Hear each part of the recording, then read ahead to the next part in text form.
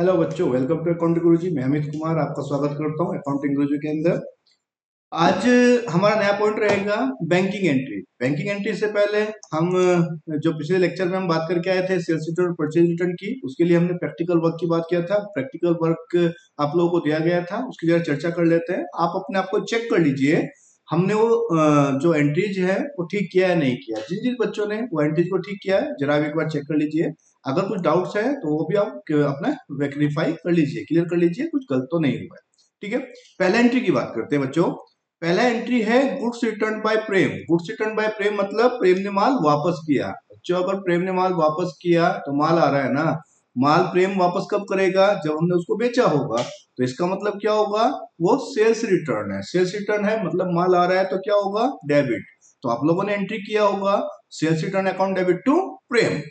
Next entry की बात करते हैं, goods return which was sold for cash. आपने जो नगद माल बेचा था वो माल वापस आ गया। माल वापस आ गया तो नगद पैसा दे दो भाई। एंट्री क्या होगा? Sales return account debit to cash account. Next entry है बच्चों, गुड्स रिटर्न टू सीता। बच्चों, goods return to Sita, Sita को माल वापस किया। अगर सीता को माल वापस करे तो सीता कौन है? पाने वाली। और माल जा रहा है तो क्या कर देंगे? परचेज रिटर्न को क्रेडिट। एंट्री होगा Sita debit to purchase return. Next entry है बच्चों, goods return to Mohan which was purchase for cash of rupees 1000। हमारे पास हमारे पास जो माल आया था मोहन से, हमने उससे नगद खरीदा था। अगर नगद खरीदा था तो बच्चों माल वापस कर दो और पैसा ले आओ। पैसा आ रहा है तो क्या करें? डेबिट। एंट्री होगा cash account debit to purchase return. Next entry होगा goods sold to Mohan. Mohan को माल बेचा था 5000 रुपए का, इसके अंदर से 2000 रुपए का माल वापस कर दिया गया मोहन से। फिलहाल तो माल बेचो 5000 रुपए का, 5000 रुपए का मोहन को माल बेचा गया तो एंट्री होगा मोहन डेबिट टू सेल्स। अब उसने 2000 रुपए का माल वापस कर दिया तो एंट्री क्या बनेगा? Sales return account debit to Mohan. Next entry है बच्चों, goods purchase from Sita. Sita से माल खरीदा 3000 रुपए का, तो एंट्री होगा purchase account debit to Sita 3000। लेकिन उसमें से 500 रुपए का माल खराब रहा होगा, डिफेक्टिव गुड्स है, तो हमने उसको वापस कर दिया। तो एंट्री क्या होगा? आपने परचेज किया था ना सीता से, तो परचेज डेबिट टू सीता कर चुके, अभी माल वापस कर रहे हैं तो सीता को क्या करते हैं? Sita debit to purchase return. Debit to purchase return. ये तो हमारी एंट्री थी। जो हमारा प्रैक्टिकल वर्क था, जो प्रैक्टिस के लिए आपको काम दिया गया था, उसकी ये एंट्रीज हैं। जिन लोगों ने नहीं किया था अपने आप को देख लीजिए, और जिन लोगों ने कर लिया था वो लोग अपने आप को वेरीफाई कर ले, आप लोगों ने एंट्री ठीक किया या गलत किया। अगर कुछ गलती रह गई हो तो प्लीज ठीक कर लीजिए। अगर कुछ डाउट है तो कमेंट में आप लिख दीजिए। चलिए, आज हमारा नया पॉइंट डिस्कस कर ले रहे। आज हमारा नया पॉइंट होगा बच्चों बैंकिंग एंट्रीज। बैंकिंग एंट्रीज का मतलब समझ लेते हैं। बैंकिंग एंट्रीज का मतलब होता है बच्चों, हमारे पास सभी ट्रांजेक्शन कैश में नहीं होती, बल्कि एक्चुअल में बताएं तो कैश में तो बहुत ही कम एंट्रीज होती है, और बड़ी कंपनियों में तो कैश कुछ भी नहीं होता, सब बैंकिंग एंट्रीज होती है। बैंकिंग एंट्री क्यों होती है वो भी बता देते हैं। अगर आप कैश के अंदर लेन देन करोगे तो फ्रॉड होने के चांसेस बढ़ जाते हैं, क्योंकि अगर कोई लाला की दुकान है या कोई छोटी दुकान है जहां पर मालिक खुद बैठा है तो समझ आता है आप कैश में एंट्री कर सकते हो। आपसे मतलब मालिक खुद ही कर लेगा कि कितना कैश आना है कितना कैश जाना है, वो खुद से एंट्री कर जाते हैं। लेकिन बच्चों, अगर लाला की दुकान नहीं है, कहने का मतलब है प्रोपरेटर वहां पर नहीं बैठा, तो प्रोपरेटर अपने आप को सेफ कैसे करेगा? वो पता कैसे करेगा कि मैं अपने कैश को कैसे बचाऊं, मैं अपने पैसे को कैसे बचाऊं। तो वहां पर क्या होता है, कुछ भी कैश के लेन देन ही नहीं होता। मतलब माल खरीदा तो बैंक से, माल बिका तो बैंक में आया, खर्चा तो बैंक से, कुछ भी कमीशन मिला या इंसेंटिव मिला तो बैंक में आया। कहने का मतलब है वहां पर कैश का लेन देन होता ही नहीं है। और सच बच्चों, एक बात और है, भारत सरकार भी बोलती है कि आप बैंकिंग एंट्री के थ्रू ही अपना व्यापार चलाएं, कैश का लेन देन बहुत कम करें। जहां पर मजबूरी होती है वहां पर कैश किया जाता है, नहीं तो आपको बैंकिंग लेन देन ही करना चाहिए। कैश के लेन देन के ऊपर रेस्ट्रिक्शंस भी हैं बहुत सारे, वो हम आपको आगे डिस्कस कर लेंगे। चलिए, आज हमारा पॉइंट रहेगा बैंकिंग लेन देन, बैंकिंग की ट्रांजेक्शन्स कैसे करते हैं, उसकी एंट्रीज कैसे की जाती है। बच्चों, वही हर बार की तरह वही एंट्री की बात करेंगे। एंट्री से पहले नियम पढ़ ले रहे। नियम तो वैसे आपको याद हो ही गया होगा। पर्सनल अकाउंट, पाने वाला डेबिट, देने वाला credit. Real account which comes in debit goes out credit, मतलब जो आ रहा है डेबिट होगा, जो जा रहा है क्रेडिट होगा। और नॉमिनल अकाउंट बच्चों सारे खर्चे डेबिट होंगे और सारी इनकम्स क्रेडिट होंगी। आपको बताएं इन नियम के आधार पर ही पूरी दुनिया में जो एंट्री होती है, जो अकाउंटिंग होती है, इसी के दम पे एंट्री होती है। कहने का मतलब है आपको कुछ भी ट्रांजेक्शन मिल जाता है तो इसी के दम पे आप अपनी एंट्रीज को कर सकते हो। पूरी दुनिया में एक ही तरह से एंट्री होती है। उनके अकाउंटिंग स्टैंडर्ड्स मतलब उनके नियम थोड़े से चेंज हो सकते हैं, लेकिन बच्चों एंट्री ऐसे ही होती है। ट्रायल बैलेंस ऐसे ही बनता है, बैलेंस शीट ऐसे ही बनती है। बैलेंस शीट बनाने के थोड़े बहुत हल्के फुल्के नियम चेंज हो सकते हैं। कहने का मतलब कि कहीं पे खर्चे अलग तरह से दिखाए जाते हैं, कहीं पे खर्चे अलग तरह से दिखाए जाते हैं, क्या है तो लेकिन एंट्रीज बच्चों इसी तरह से होती है, ना कि बराबर का चेंज होता है। प्लस माइनस 10% रहता है, ज्यादा कुछ अंतर नहीं होता है। चलिए एंट्री की बात करते हैं। हम बात कर रहे हैं बैंकिंग एंट्री। बैंकिंग एंट्री के अंदर क्या क्या आएगा? बैंक में कैश डिपॉजिट करना, बैंक से कैश निकालना, अगर कोई खर्चा हो रहा है उसका बैंक से पेमेंट करना, अगर मेरा माल बिक रहा है तो बैंक के अंदर पेमेंट आना, माल खरीद रहा हूं तो बैंक के से पेमेंट जाना। तो उसकी डायरेक्ट एंट्री आप कैसे करोगे, जरा सीख लेते हैं। कोई बड़ी बात नहीं, क्योंकि हम एंट्री जानते हैं, हम अकाउंट जानते हैं। बैंक जो होता है आपका पर्सनल अकाउंट होता है, क्योंकि पर्सन 3 टाइप का होता है, नेचुरल, आर्टिफिशियल और रिप्रेजेंटेटिव। अगर मैं बैंक की बात करता हूं तो बच्चों बैंक आर्टिफिशियल पर्सन होता है। आर्टिफिशियल पर्सन मतलब which is created by law, क्योंकि बैंक एक कंपनी होता है। कंपनी जो है कंपनी एक्ट के थ्रू बनता है। तो बैंक कौन सा अकाउंट हुआ? पर्सनल अकाउंट हुआ, वो भी आर्टिफिशियल पर्सन। ठीक है बच्चों, तो फिलहाल तो हमें पर्सन से मतलब है। पर्सनल अकाउंट का नियम होगा पाने वाला डेबिट और देने वाला क्रेडिट। चलिए एंट्री की बात कर ले रहे हैं। अगर मैं एंट्री की बात करता हूँ, पहला एंट्री क्या है आपका? Cash deposit. आपने कैश डिपॉजिट किया बैंक के अंदर, तो यहाँ पर दो अकाउंट कौन से होंगे? एक तो बच्चों कैश हो गया, और दूसरा कौन होगा? बैंक होगा। बैंक कौन सा अकाउंट है? पर्सनल। कैश कौन सा अकाउंट है? रियल। बैंक पर्सनल है, पर्सनल का रूल क्या होगा? पाने वाला डेबिट और देने वाला क्रेडिट। बैंक में पैसा जा रहा है, बैंक कौन हुआ? पाने वाला। पाने वाला को क्या करते हैं? डेबिट। अगर उसको डेबिट करोगे तो इसको क्या करोगे बच्चों? क्रेडिट। तो एंट्री क्या होगी बच्चों? एंट्री होगी bank account debit to cash account. Bank account debit to cash account. 2,000 रुपया जितना भी जमा किया वो लिख दीजिए। कोई प्रॉब्लम? अगर आपका एंट्री क्लियर है, मतलब अकाउंटिंग नियम क्लियर है, तो कुछ भी कर जाओगे। ये तो हमने टॉपिक बढ़ा दिए, लेकिन आपको तो सिर्फ एंट्री से मतलब है। नेक्स्ट पॉइंट में बोला आपने कैश विड्रॉ। दो अकाउंट ढूंढो, एक तो वही कैश होगा बच्चों, और दूसरा कौन होगा? बैंक होगा। अब बैंक वही पुराना पर्सनल अकाउंट, कैश वही रियल अकाउंट। यहाँ पर पाने वाला डेबिट, देने वाला क्रेडिट। बैंक से पैसा निकाला तो बैंक तो देने वाला हुआ ना, वो जी देने वाला हुआ तो क्रेडिट। और कैश की बात करते हैं, आने वाली वस्तु डेबिट, जाने वाली वस्तु क्रेडिट। कैश निकाल के ला रहे हैं तो कैश आ रहा है, आ रहा है तो क्या कर दोगे? डेबिट। तो एंट्री क्या बनेगी बच्चों? Cash account debit to bank account. मुझे लग रहा है कोई प्रॉब्लम नहीं होगा, बिल्कुल फिट हो गया होगा। अगर आपको नियम याद है, सब जगह नियम चलेगा। नेक्स्ट एंट्री की बात करते हैं, सैलरी पेड बाय बैंक। बच्चों salary paid by bank, bank से पेमेंट कर दिया।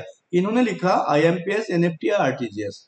बच्चों बैंक से पेमेंट करने के तरीके होते हैं। आईएमपीएस मतलब अगर आप नेट बैंकिंग यूज कर रहे हो ना, तो वहां पर 3 ऑप्शन आपको दिखाई देते हैं। आईएमपीएस मतलब तुरंत पेमेंट हो जाता है।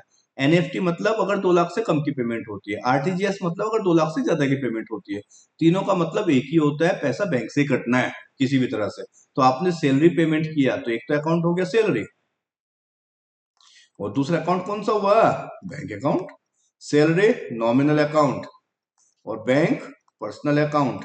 पर्सनल का रूल याद करते हैं, पाने वाला डेबिट, देने वाला क्रेडिट। बैंक से पेमेंट हुआ तो बैंक तो देने वाला है ना, देने वाला क्रेडिट करेंगे। यहाँ पे खर्चा है, डेबिट होगा, तो एंट्री क्या होगा बच्चों?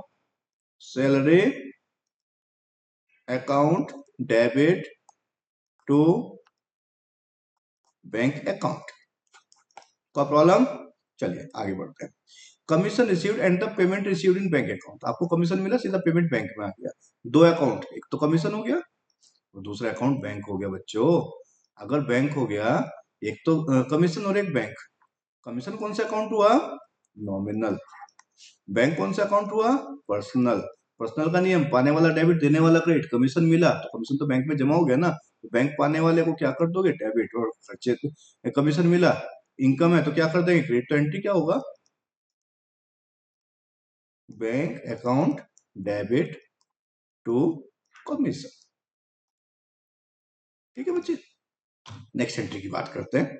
नेक्स्ट एंट्री बच्चों, goods purchase and the payment made by bank, माल खरीदा, माल खरीदा तो परचेज होगा ना, अभी पीछे करके आए पिछले लेक्चर में, तो एंट्री होगा परचेज अकाउंट डेबिट। पेमेंट कहां से गया, बैंक से, तो टू बैंक, बैंक देने वाला है तो उसको क्या कर दोगे, क्रेडिट कर देंगे 15,000 से। अब तो बार बार आपको नियम बताने की जरूरत नहीं है, आप खुद भी याद कर सकते हो। नेक्स्ट एंट्री बच्चों, goods purchase from one of rupees 18,000, rupees 8,000 paid in cash and the balance paid by bank 10,000। इन्होंने बोला गुड्स परचेज मोहन, मोहन से कितने का माल खरीदा, 18,000 रुपए का, तो परचेज अकाउंट डेबिट, परचेज तो बच्चों 18,000 का ही है ना, टू, कुछ तो नकद दे दिया ना, कैश जा रहा है इसलिए क्रेडिट करेंगे, कितना पेमेंट किया 8,000 रुपए का, और टू बैंक, बैंक से कितना पेमेंट करेंगे 10,000 रुपए का, तो परचेज तो हमारा 18,000 ही है, कैश से कितना हो गया 8,000 और बैंक से कितना हो गया 10,000। मोहन की बात नहीं करेंगे क्योंकि उसका सारा भुगतान हो तो गया। अगर किसी पार्टी का पेमेंट पूरा हो गया हो, उससे ना तो कुछ लेना हो ना देना हो, तो उसकी बात आप नहीं करोगे। बच्चों नेक्स्ट एंट्री की बात करते हैं। नेक्स्ट एंट्री में बोला goods sold and the payment received in bank account, bank में पैसा आ रहा है तो बैंक तो पाने वाला हो गया ना, bank account debit to sales account. कोई प्रॉब्लम होनी नहीं चाहिए, अगर फिर भी प्रॉब्लम है तो कमेंट में जरूर लिखिएगा। 15,000। नेक्स्ट एंट्री बच्चों, goods sold to Mahesh of rupees 18,000, rupees 8,000 received in cash and the balance in bank account. फिलहाल माल बेचा महेश को, महेश को माल बेचा, लेकिन बच्चों पैसा तो सारा आ गया ना, अगर सारा पैसा आ गया तो महेश की बात क्यों कर रहे हो, तो एंट्री क्या होगा, कैश अकाउंट डेबिट, कैश आ रहा है ना, कर देंगे कितना 8,000 रुपया। बच्चों कुछ पैसा बैंक में देकर चला गया वो, बैंक अकाउंट डेबिट कितना 10,000 रुपया, 8,000 रुपये नकद दे दिए, 10,000 रुपये बैंक में आ गए, और टू सेल्स, माल कितने का बिक गया, सेल्स माल जा रहा है तो क्रेडिट होगा कितना 18,000 रुपया, और वही तो 18,000 रुपये का तो माल बेचा था, तो एंट्री क्या हो गया, cash account debit, bank account debit to sales account. एक से ज्यादा अकाउंट डेबिट हो सकता है, एक से ज्यादा अकाउंट क्रेडिट भी हो सकता है, इस बारे में हम चर्चा करके आ चुके, आप लोग ध्यान से देख सकते हैं। पीछे जो लेक्चर्स है उन्हें आप देख लीजिए, अगर कोई प्रॉब्लम है उसके बाद भी तो आप हमें कमेंट में लिख सकते हैं, उसका जवाब दे देंगे। नेक्स्ट एंट्री है बच्चों, payment made to Mahesh of rupees 5,000 from bank, आपने महेश को भुगतान किया, महेश कौन हुआ पाने वाला, क्या कर दें डेबिट, तो क्या एंट्री होगी बच्चों, और कहां से भुगतान हुआ, बैंक से। अगर बच्चों बैंक से भुगतान हुआ ना तो उसको क्या कर देंगे क्रेडिट, एंट्री क्या बनेगा, महेश को बच्चों डेबिट करो और टू बैंक अकाउंट। अगर नियम क्लियर है तो कोई प्रॉब्लम आएगी ही नहीं, पूरा लाइफ प्रॉब्लम नहीं आएगी, अच्छे अकाउंटेंट के लिए आपको नियम बिल्कुल रटे होने चाहिए। नेक्स्ट एंट्री की बात करते हैं, payment received from Prem of rupees 14,000 in bank account, bank में पैसा आ रहा है, बैंक पाने वाला हो गया, डेबिट कर देंगे, बैंक अकाउंट डेबिट टू प्रेम, कितने का 14,000। मेरे हिसाब से कोई प्रॉब्लम नहीं होनी चाहिए, बहुत आसानी से आप क्लियर कर सकते हो। बच्चों जो बैंकिंग एंट्रीज आप करके आए हो उन्हीं को ही आपने अपने प्रैक्टिस वर्क में करना है, प्रैक्टिस वर्क करने के लिए आपको हर बार की तरह काम दिया गया है, इस काम को आप कंप्लीट कर लीजिए।